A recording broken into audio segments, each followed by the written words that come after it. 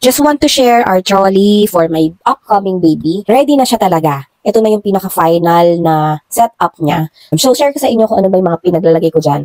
Me as a second time mom, syempre alam na natin kung ano yung mga ginagamit at hindi naman ginamit noon. So, ito lang talaga yung mga for sure na gagamitin namin.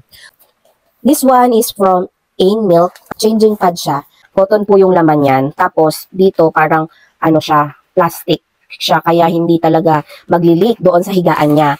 Ito po kasi pwede pwede na niya yung higaan. Pero syempre ito pa rin yung pinaka-favorite ko. Ito naman, once used, for example, na tapunan ng tubig or na lagyan ng wiwi or ng pupo, madali mo siyang labhan, madali din siyang matuyo. Unlike kasi dito, parang kailangan mo pa siyang ibilad sa araw. So this one is disinfectant spray. Kung gusto mo mag-spray sa surrounding, sa surface, it kills viruses kasi. Ito kasi walang amoy, so parang safe talaga siya. Siyempre, kailangan din natin ng alcohol. This one is cotton pad. Hindi po kasi ako gumagamit ng wipes kapag newborn pa.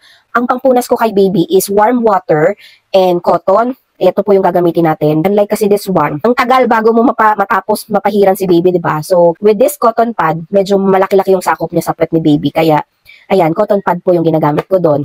Then, syempre, kailangan natin ng face mask para protection kay baby, or if ever we have visitor, we can offer this face mask. This one, nasal aspirator. Kailangan natin to kasi syempre minsan si baby may mga sipon, may halak, gagamit natin. So asan nga ba siya? Wala siyang laman, 'di ba? Kasi nasa hospital bag ko na. Meron din ditong nakalagay na thermometer. Kaso nakalagay na nga po sa hospital bag. So this one is nail trimmer. Sobrang ganda po nito kasi may ilaw po yung nail trimmer niya. Pwede mong itrim yung kuko ni baby kahit gabi. Baby oil.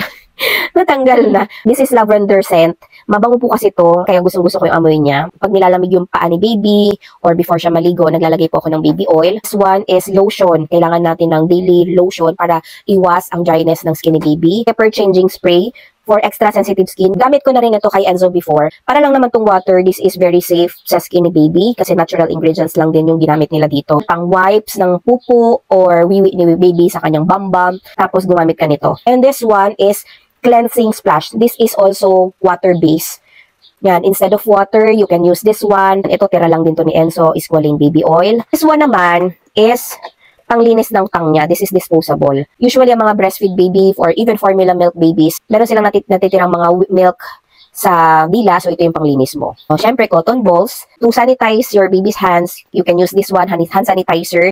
Fruity lang yung amoy nito, but this is safe for babies. And this one naman is cotton buds na spiral. Is pinaka-useful sa amin noon. Kaya yan pa rin po yung binili ko.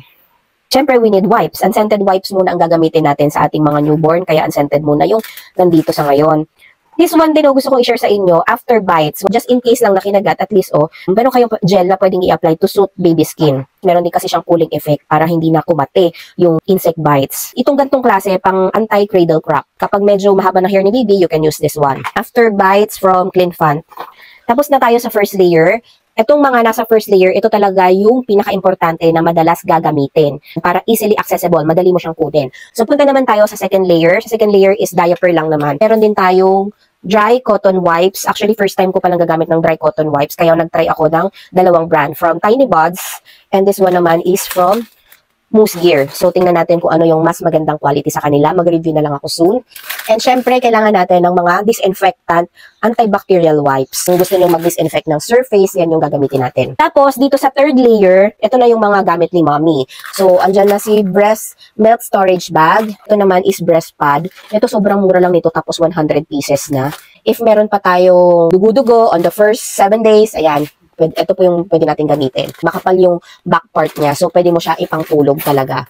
So, kulang na lang dito is electric breast pump. Di pa ako makapili ng breast pump na bibilin ko. So, soon na yan. Basta this one is pag-aari ni mommy. So, ayan na siya. Ready na yan. Yung iba nga dyan, inadala ko na sa hospital bag. Yan na yung mga gagamitin at madalas namin gagamitin para kay baby.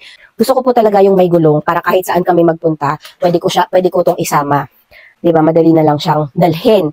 Kesa bitbitin mo yan lahat, diba? Maganda na yung may gulong. This one will be very helpful para sa amin. Complete set na siya, tapos di-trolley pa, tapos ditulak pa. Sa mga mommies, lalo sa first time moms, sana nakatulong itong video na to para ma-organize nyo na rin at ma-ready nyo na rin ang inyong trolley set for your baby.